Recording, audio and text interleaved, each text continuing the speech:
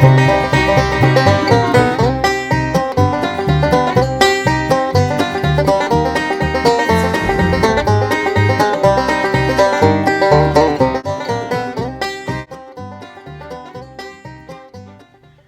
folks, and welcome to the first episode of Brew. I'm sitting inside the first project that I've completed, and I did that more out of necessity than anything else. I've got about 26 years of home improvement and furniture building experience behind me, but before I start a project, I always do my research, whether looking through the books in my home improvement library, going online to see what the latest tips or techniques are, and mostly going to YouTube nowadays to see how other people have done similar projects that I'm getting ready to start. We had this old beat up 60-year-old coat closet right here by the front door, and we didn't know what to do with it. We just finished a rather extensive and I think beautiful remodel of our kitchen, and we wanted to fix up this area of the house too, so it wasn't so much of an eyesore. We were able to find a tremendous number of pictures online, very similar to this project, where folks removed an old closet and built a nice mini-mudroom. Here are the two pictures that we used to come up with our design ideas. Take a look. We really like the design here with the cubbies below and above, along with the rail and style look of the boards on the wainscoting. In this picture, we really like the curved shelf supports, and that's mirrored again in the curved corbels below, and we really like the look of those brushed nickel hooks. Now you'll see that we included many of those same design features in our mini mudroom project. The corbels, the nickel plated hooks, the nice bench, and the cubbies above. But that was all we could find. I could not find a comprehensive video on YouTube on how to complete a project like this from start to finish. So I thought, as long as I'm going to do it, I may as well videotape it and post it on YouTube for you guys to watch. I kind of thought it would be fun also to complete each episode with a craft beer tasting. I love doing home improvement, and I enjoy drinking a nice craft beer at the end of each workday. Now, as I said, I have 26 years of home improvement and furniture building experience behind me, but I have absolutely zero experience shooting videos. And as you'll see in this first and second series of the mini mudroom conversion project, unfortunately, I shot the video vertically as opposed to horizontally in a landscape mode. Therefore, it's kind of a narrow format. I am sorry, but there's nothing I can do at this point. The work's already completed, so please bear with me. Episodes 3 and 4, where we work on the Craftsman style surrounds and cornice, and then video 4 where we complete the whole project, that's shot much better in a landscape format. So with that, we're about ready to start. But let me give you a quick tour of our mini mudroom, which is completed at this point, so you can get an idea of the path ahead. Let's take a quick look. Here's a quick look of the Craftsman style cornice that spans the front door and the mini mudroom, along with Craftsman style surrounds. The shelf above already has some dark baskets on top, a small shelf below with curved supports. There's our brushed nickel hooks, along with the curved corbels to support the lower shelf. We installed some wainscoting, a nice rail and style look to set it off. And here's our sturdy bench below with 3 more cubbies for storage. Here's an overall look of the finished mini mudroom. Let's go ahead and get started on our project.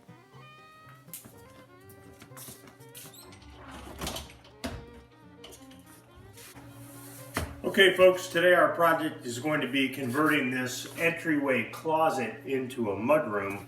When we first moved into this house, we had converted this from a closet into a pantry, at which time I installed these closet-made shelves. So we decided instead of turning this back into a standard closet, that we would convert it into a mudroom. It's kind of handy. Front door is right here. We were kind of wrestling with what to do about these old, kind of beat up louvered doors. You may not be able to see it on the video, but these have been painted probably 100 times, and some folks have done some pretty sloppy paint jobs on it. There's an awful lot of paint drips and things on the louvers, and we came up with the idea to convert this into a mudroom. The doors, the closet itself, and all the moldings, it's all standard contractor grade stuff, all built back in the late 50s, so certainly time for an upgrade. And we think the changing this into a mudroom is going to be a great little project and be real useful here in the house. So let's get started. So the first thing we need to do is the demo part, which shouldn't take too long. We're going to start off by taking these shelves out, then we're going to remove the doors, and then the shelving, which is the original shelving to the house, which shouldn't be too difficult to take down. I'm going to go through the demo part pretty quickly so we can focus more on the conversion of this space into a nice mudroom. Okay, the first thing we'll need to do is to loosen the screws on the pivot hinges that run in the track for each of the louvered doors. We loosen those and the doors should come out pretty easily with a pretty good solid pull. Get the first door out and the second door. Next, I removed the shelves. I was a little too aggressive here with my pry bar. Not really to worry, we're going to cover that up anyways, but a little bit of drywall compound, spackling, fills that up pretty quickly. We'll sand it smooth later. Next step is to take a razor knife, nice sharp blade, and score around the case moldings, around the outside edges of the doors, as well as all along your baseboards. You want to do that just to make sure you don't pull the paint out and damage the drywall.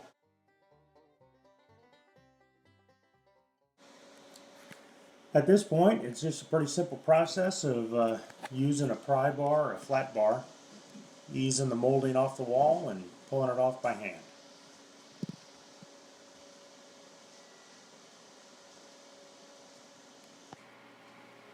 So you just want to ease that molding off the wall. Shouldn't take too long, and quite honestly, this is probably one of the easier steps of the process.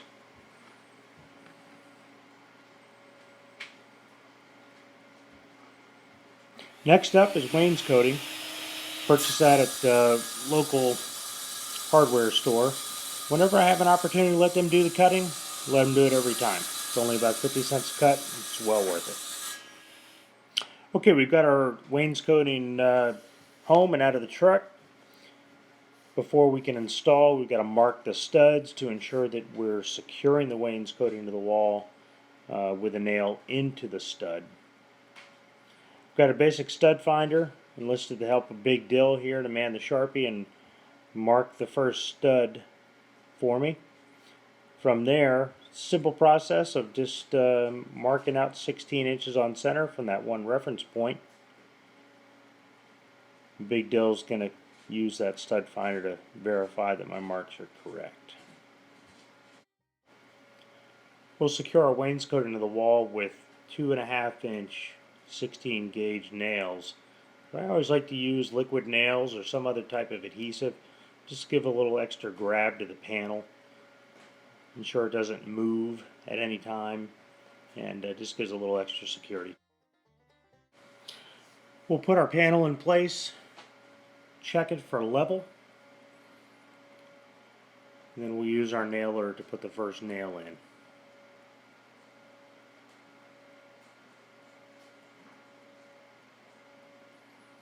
We'll nail across the top into each of the studs.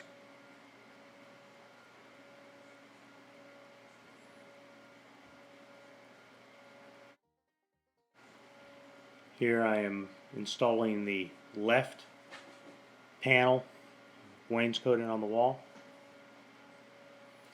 Again, checking for level, nailing across the top. And then I'll follow the lines in the wainscoting down the wall to install into the studs and ensuring that I've got a good spread of the adhesive behind that panel.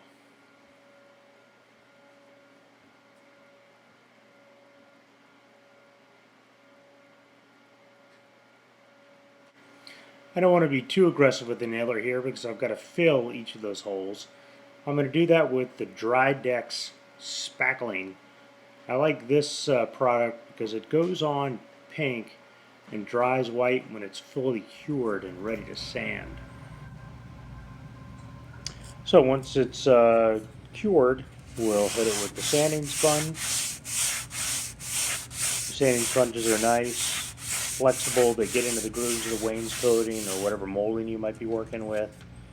Really makes a nice job. Now what you may not be able to see here, pointing to the head of a nail that just didn't set well enough.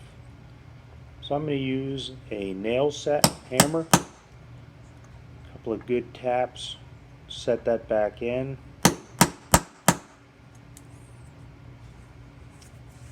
And then we'll go back over it with the sponge, remove any burrs that might be in the way with our putty knife. And then we'll apply some more spackling.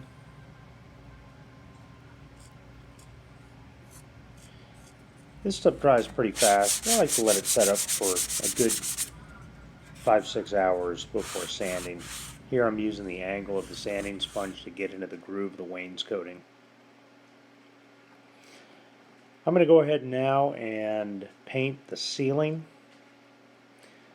Be a lot easier now than after we have the shelving installed. Once the ceiling's finished, we'll cut in the wall between the wall and the ceiling. You notice I'm using a standard size paintbrush there. Pretty easy to get a nice crisp line. Just keep a good wet edge going and a nice even pull. Then we'll finish off rolling on the finished wall paint, which matches the walls in the existing foyer. Okay folks, so the demo's done, the wainscoting is up and painted, the walls are painted, and the ceiling's painted. Next up, we'll do the bench and all the facing on the bench, and that'll be in video number 2. Time for the brew. Okay folks, well that completes the do part of the first half of this video, and we've got a good start going on our Mini-Mudroom project. But now it's time to relax after working hard here in the house. We're going to do our first craft beer review. This is Sophie, a Belgian style farmhouse ale from the Goose Island Brew Company in Chicago, Illinois. But before we do our first beer review, we've got to get a couple of ground rules straight. What kind of a beer review can you expect from me? Some beer reviews online these days are a little highbrow. It is really a splendid brew made of Himalayan spices with a touch of ginger. Or is that sassafras? And then there are my brothers down south. Yeehaw! It's like getting bit by a snake.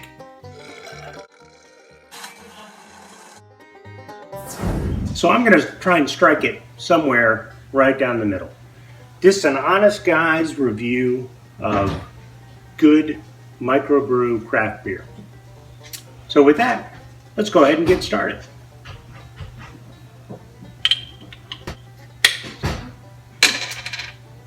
Benefits of a 4-year college education.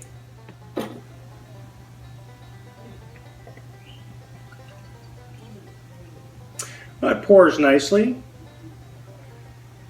Got a nice head on it, about 2 fingers. And it's your classic Belgian style ale, a little bit cloudy, but not too cloudy. Now on the bottle it says that there may be a little bit of sediment. That's due to the fact that they aged the beer in the bottle for 5 years. I don't see any though. It's nice and clear. Don't see any sediment there at the bottom of the glass at all. Don't see anything suspended in the beer itself.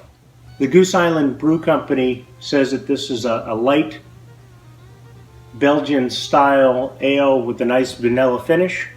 Let's go ahead and give it a try.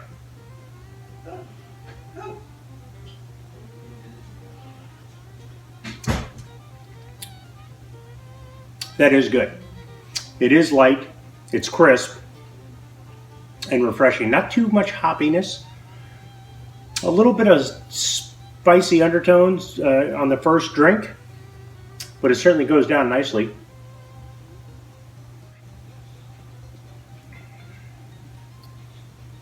And you can taste that vanilla in the finish. So definitely a nice beer. Good beer for spring, summertime barbecues, hanging out with friends. Now it is 6.5% ABV, a little bit stiffer than your average beer, but you don't pick up too much on a strong alcohol smell, and it doesn't come through in the taste either. Just a good crisp beer. Now I would pair this with any grilled foods, certainly a hamburger or steak you put on the grill, and I would think it would go well with any kind of seafoods, chicken dishes, maybe even a chicken Caesar salad. It's nice and light. Maybe a little bit Chardonnay in taste.